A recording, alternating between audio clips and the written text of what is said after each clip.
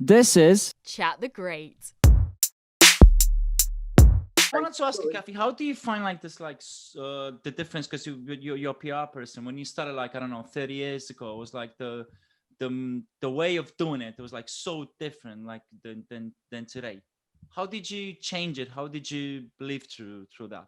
I don't know. I could never. I mean, it couldn't work the same way now, and especially, when I started, we had one computer in the office. Whoa. With the green lettering, which is great. It's like very, very old school, and it was more printing out of press releases, photocopying of press releases. So you would do, things were physical. So it would be photocopying, then you had all your envelopes and you're stuffing your press release, your record, then you get it all mailed out or couriered to, whoever, to the journalists and to the publications.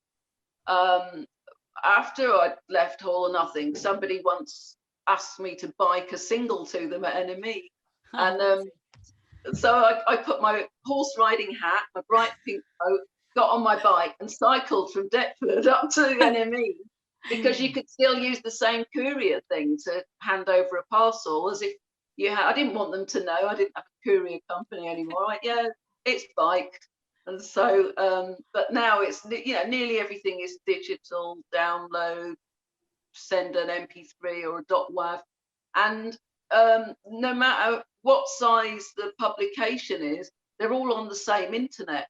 So, although some things are kind of behind paywalls or whatever, the media is just now whoever can spot and write about something. And this, actually, I think it's a good thing, because it starts bringing up the enthusiastic writers, etc., start coming up, because there's let's see, I've got quite a lot of things happening over this weekend, for instance, from various independent, and bless their souls, because they're early on with something really, really good, and it widens it of, all the new media help to widen the spectrum of possibilities for the future, because they, like, for instance, there's a site called Our Sound.